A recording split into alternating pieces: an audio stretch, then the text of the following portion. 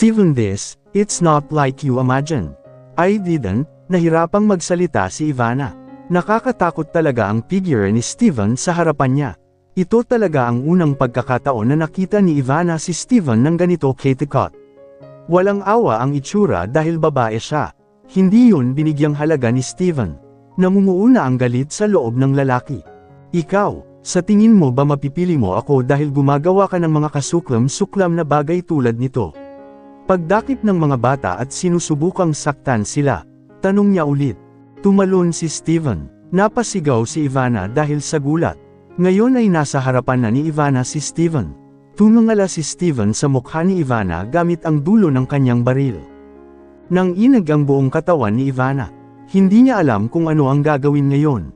Hindi magamit ang utak niya na laging puno ng mga ideya. Ito ay ganap na blanko. Alam mo itong magandang mukha mo, it disgusts me. Kahit katiting lang, ang ganda mo, ang yaman mo, ang posisyon mo, wala talagang tumatak sa akin. Sabi ni Steven sa mahinang boses. Si Ivana ay lalong hindi makagalaw. Ngayon pati ang puso niya ay nasasaktan. Paano ba naman si Steven, ang kanyang unang pag-ibig, ang pag-ibig sa kanyang buhay ay nagsabi ng mga bagay na talagang nagpapahina sa kanyang kumpiyansa? Steven, hindi. Bakit mo nasabi yun? Alam mo namang ginagawa ko yun para sa'yo. Mahal na mahal kita. Gusto kitang makasama habang buhay. Bakit hindi mo ako makitang babae at mahalin? Naningkit ang mga mata ni Ivana. Makalipas ang ilang segundo ay bumuhos ang mga luha. Please, gusto ko lang makuha ang atensyon mo. Mahal na mahal kita. Bigyan mo ako ng pagkakataon. Isang beses lang. I can guarantee na hindi ka magsisisi. Gagawin kitang pinakamasayang tao sa mundong ito. Pakiusap, pakiusap. Nakikiusap talaga ako sa iyo, Steven, pagmamakaawa ni Ivana sa kanyang mga kamay.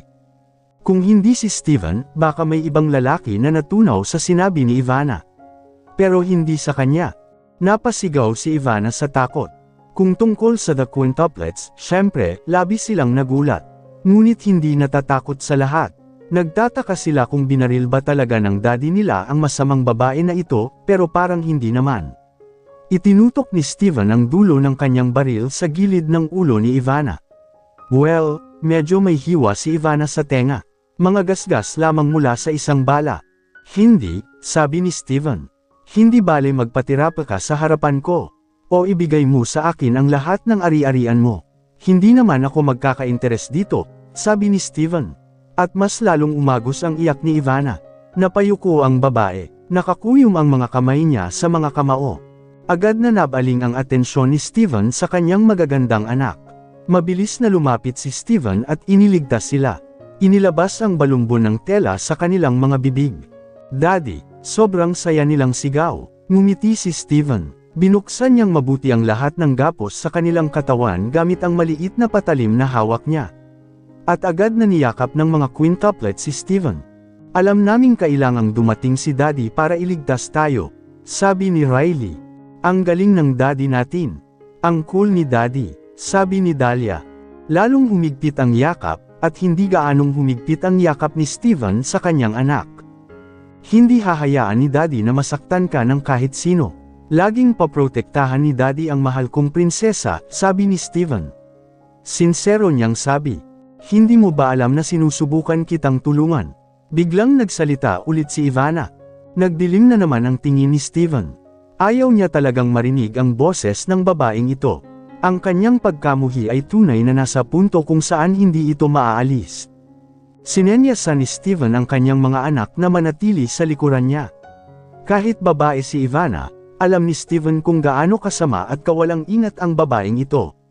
Nag-aalalang saktan muli ng babaeng ito ang kanyang mga anak gamit ang patalim na nasa tabi ng babae. Hindi nagsalita si Steven. Hinayaan niyang ipagpatuloy ni Ivana ang kanyang mga salita. Ipinakita muli ni Ivana ang kanyang magulong mukha sa sobrang pag-iyak. Maging ang labi niya ay namamaga dahil sa pagkagat niya sa pagpipigil ng kanyang mga hikbi. Ano na lang ang iisipin ng ibang tao kapag nalaman nilang may 5 ka ng anak? Sa tingin mo ba hindi sila mag-high hysterical? Saan mo nakuha itong 5 bata, ha? Imagine, Steven. How exciting will it be later, said Ivana. Sinusubukan kong lipulin ang maliliit na peste na ito sa buhay mo. Dapat ay nagpapasalamat ka sa akin. Imbes na tretuhin mo ako na parang tae. Ipinahayag ni Ivana ang kanyang sakit at galit sa pamamagitan ng kanyang mga hiyawan. Peste, sabi mo, bantayan mo yang bibig mo. Anak ko sila, and I'm proud and very grateful that they are my daughters, ani Steven. Walang kahit katiting na pagdududa. Laking gulat ni Ivana. Muli, nakita niya ang isang side ni Steven na hindi ipinakita ng lalaking ito. Lumalaki ang inis niya. Are you willing to destroy yourself? All of your career, everything, just for the sake of these inutil brats? Steven, come on. They are not worth that much. Halika, nasa tabi mo pa rin ako para patayin sila. Itatago ko ang bagay na ito nangako sa iyo. Nanlamig ang tingin ni Steven. Stop talking or I will shoot your damn fucking mouth, sabi ni Steven. Nagbabanta na sabi. Nanlamig ang katawan ni Ivana. Lahat ng balahibo sa leeg ay tumindig. Sa sandaling iyon, alam ni Ivana na tunay na mahal ni Steven ang kanyang mga anak. Naisip ni Ivana na walang ganoong pagmamahal si Steven sa mga quintuplet. Turn out, mali siya. Agad na tumayo si Ivana. Pagsisisihan mo ito, ginawa mo ito sa akin. Hindi ako tatahimik, Steven. Pagkasabi nun ay tumakbo na si Ivana. Laking gulat niya nang makita ang nakahandusay na katawan ng lalaking nagtatrabaho sa kanya. Shit, Steven, gaano ka kabisyo? Ipinagpatuloy ni Ivana ang kanyang mga hakbang at umalis mula roon. Napatingin ang mga quintuplet sa daddy nila. Sobrang naguguluhan sa nangyari. Daddy, bakit mo pinakawalan ng masamang babae na iyon? Hindi ba dapat pinipigilan siya ni daddy para mahuli siya ng pulis? Tanong ni Chloe. Huminga ng malalim si Steven. Hinaplos niya ang tuktok ng ulo ni Sherry. Dahan-dahan lang, okay, prinsesa ko. Sabi ni Steven. Ayos lang ba ang mga magagandang anak ko? Sinaktan ka na ba ng babaeng iyon? Labis na nag-aalala si Steven. Pinagmasdan niya ang bawat pulgada ng katawan ng mga bata. Suriin upang makita kung anumang pinsala ang ginawa ni Ivana ng kanyang mga tao. Umiling ang mga quintuplet. Hindi, Daddy. Dumating si Daddy sa tamang oras. Tuwang-tuwang sagot ni Bettina. Sobrang gamaan ang pakiramdam ni Steven. I'm sorry, Daddy, hayaan mo na ang mga masasamang bagay na mangyari sa iyo. Hindi na hahayaan ni Daddy na mangyari ulit ang ganito. You will live in a safe place. Napangiti na lang ang mga quintuplet. Niyakap nila ang daddy nila muli. Mahal ka namin, tatay. Mahal na mahal ka. Tumawa si Steven. Mahal ka rin ni Daddy. Laging. Fair na pagod ka na. Uuwi na tayo, prinsesa, sabi ni Steven. Tumango ang mga quintuplet. Hinayaan ni Steven ang kanyang mga anak sa harap, habang siya naman ay nakabantay sa likod. Napatingin si Steven sa lalaking binugbog niya kanina. Kumpirmadong wala pa ring malay ang lalaki. Hindi. Anong ginagawa mo? Bitawan mo ako. Nabaling ang tingin ni Steven sa pinanggalingan ng sigaw. Umangat ang sulok ng labi niya. Sabay-sabay siyang tinitigan ng mga quintuplet. Yan ba ang tunog ng tita na masama kanina, Daddy? Tanong ni Bettina, na nag-analyze dito. Parang Bettina, I already guessed that Daddy can't just let the evil woman who kidnapped us just run away, sagot ni Athena. Si Daddy naman ay palihim na tumawag ng pulis sa lugar na ito, di ba? I'm pretty sure about it, pagsali ni Dahlia. Tumawa lang si Steven. Isa-isa niyang hinimas ang mga tuktok ng ulo ng mga anak niyang henyo. Ang bait niyo talaga, papuri ni Steven. Nakangiti silang lahat, kitang-kita ang kanilang malinis na ngipin. Halika, tignan natin. Mukhang excited na excited ang mga quintuplet. Tumakbo sila papunta sa harapan ng lumang gusaling ito. At tila totoo, medyo abala sa labas. May 3 sasakyang pulis. Hindi tanga si Steven. Inihanda niya ang lahat ng ito dahil sinabi ng may-ari ng apartment na kinidnap ni Ivana ang kanyang mga anak. Noong una, inakala ni Steven na mas hindi inaasahang magdadala si Ivana ng mga tao sa lokasyong ito, kaya humingi siya ng 3 sasakyan ng pulis. Hindi, ilayo mo ako ang madumi mo. Wala kang karapatan, sigaw ni Ivana. Si Steven na ang bahala kay Ivana. Dahil dayuhan si Ivana, tiyak na magiging mas komplikado ang kanyang pagkakakulong. Ngunit hindi yun mahalaga kay Steven. Dapat magkaroon ng deterrent effect si Ivana mula sa kanyang aksyon. Pero, siguradong mahihirapan. Isa rin siyang maharlika. Magkaroon ng maraming pera. Tiyak na hindi basta-basta hahayaan ng kanyang pamilya na makulong ang kasuklam-suklam na babaeng ito. Marahas pa ring nagre-rebel si Ivana. Pinandilatan niya ang mga pulis na sinusubukan siyang i-detain. Hanggang sa nahadyap ng kanyang mga mata ang figure ni Steven kasama ang kanyang 5 anak. Steven, sabihin mo sa kanila na bitawan ako. Wala kang karapatan, sigaw ni Ivana. You guys stay here, sabi ni Steven sa quintuplets. Lumapit si Steven kay Ivana. Sa pagkakataong ito, hindi nagbigay ng pagmamahal si Ivana. Nasaktan na siya sa ginawa ni Steven sa kanya. Utos na palayain nila ako. Hindi ito pinansin ni Steven. Nilapit niya ang labi niya sa tenga ni Ivana, saka bamulong, sisiguraduhin kong makukuha mo ang parusang nararapat sa iyo sa ginawa mo sa mga anak ko, Ms. Ivana Duin. Maaari mo siyang kunin, sabi ni Steven. No, what the hell, Steven, lahat kayo, hindi ako TATAMIMIK. MAGHIGANTI ako. Hindi na pinansin ang mga sigaw ni Ivana. Hindi man lang nag-alala si Steven. Kinausap ni Steven ang isang pulis.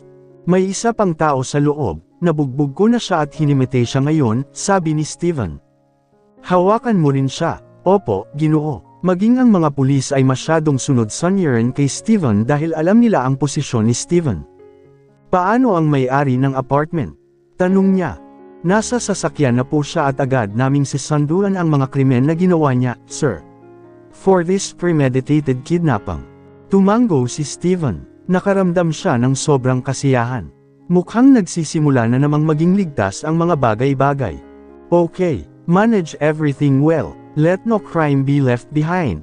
The safety of my children is the main thing, seryosong sabi ni Steven. Yes, sir. We can ensure that all the perpetrators are arrested and get the hardest punishment.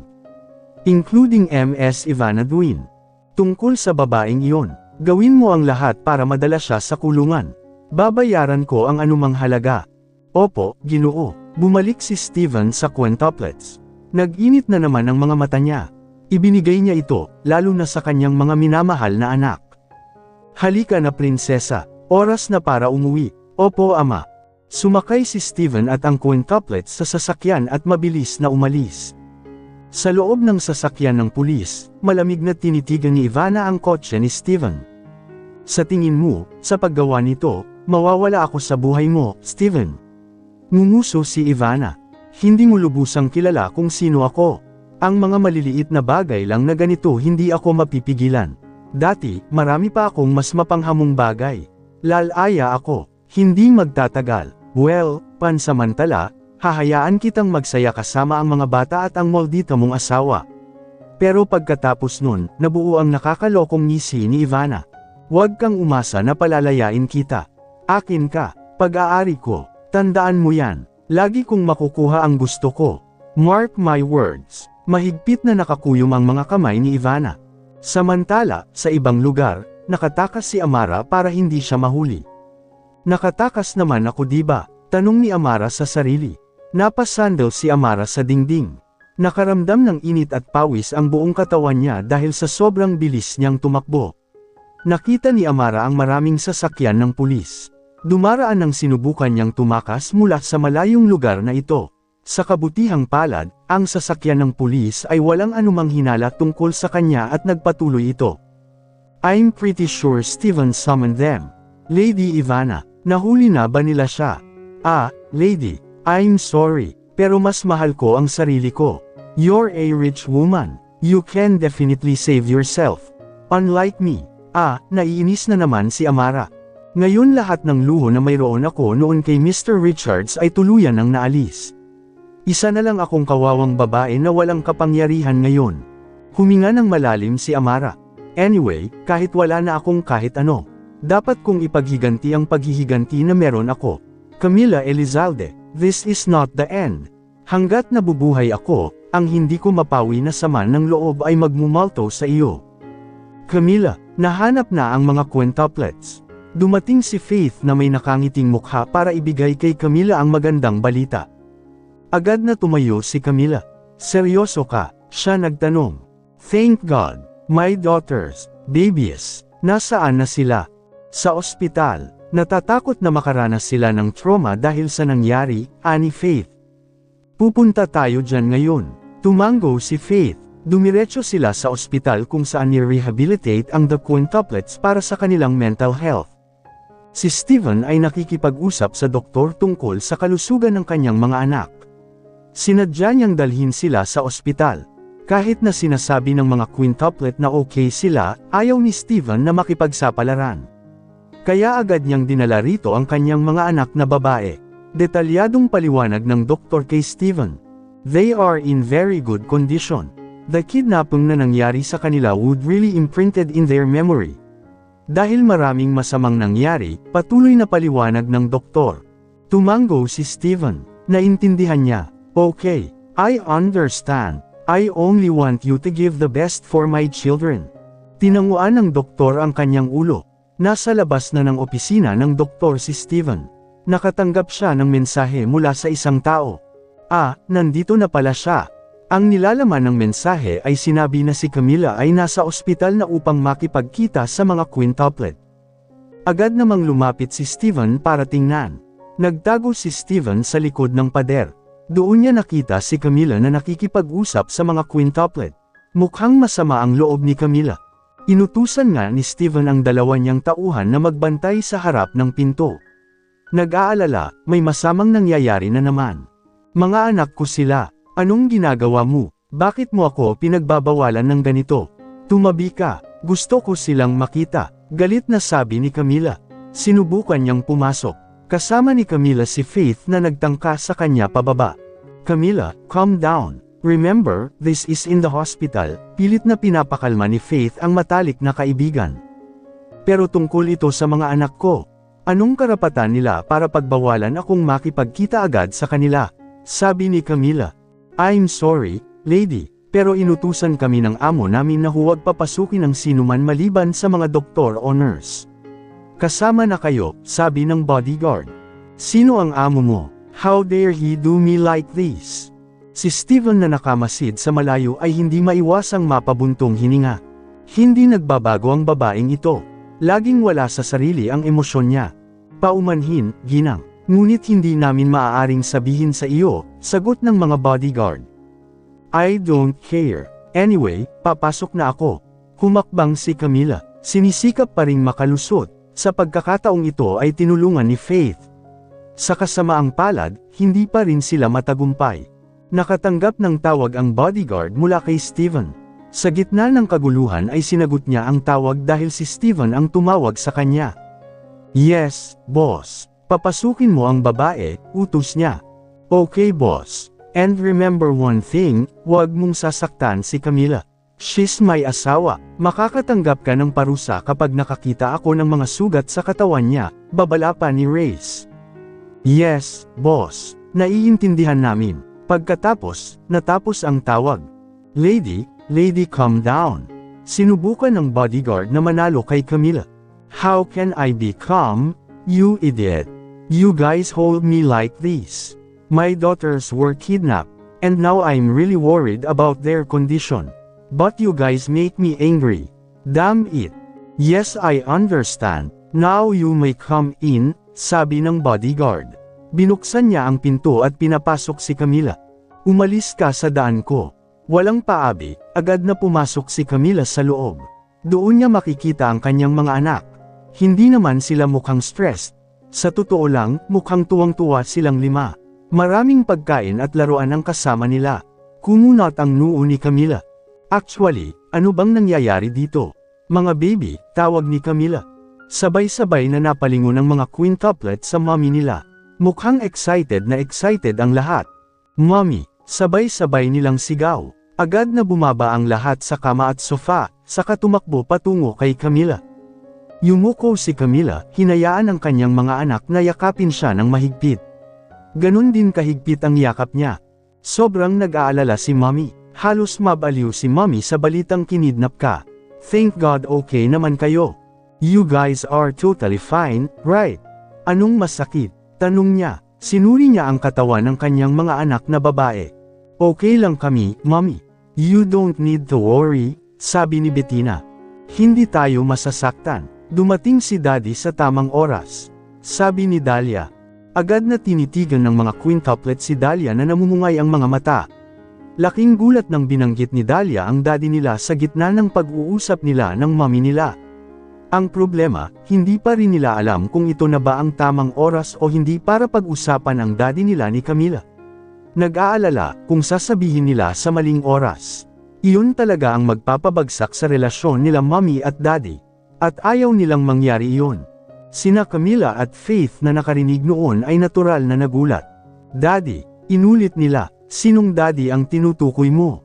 Tanong niya, sobrang bilis na ng tibok ng puso niya. Ang daddy ba na tinutukoy ni Dahlia ay ang amo ng mga bodyguard sa harapan? Sino ba talaga ang taong iyon? Lumakas ang curiosity ni Camila. Natahimik ang mga quintuplet. Walang balak sagutin ang tanong ni Camila. Dahlia, sinong daddy ang ibig mong sabihin? Ulit ni Camila, napailing si Dahlia. May tunog ng pagbukas ng pinto. Nakatingin ang lahat sa iisang direksyon. Laking gulat nila nang makita kung sino ang dumating.